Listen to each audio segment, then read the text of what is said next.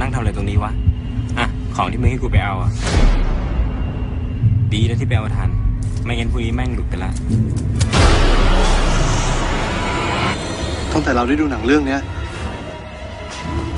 เราก็เห็นมันมาตลอดฉันพูดอะไรอ่ะยอดเราจะไม่ซวยแน่นะพี่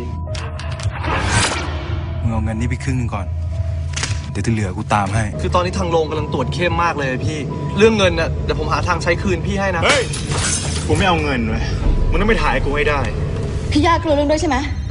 แล้วเขาอยู่ไหนอ่ะ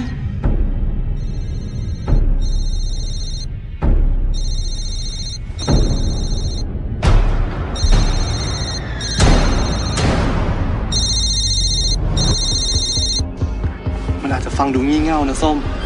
แต่หนังเรื่องนี้ผีที่อยู่ในหนังมันมีอยู่จริงๆนะส้ม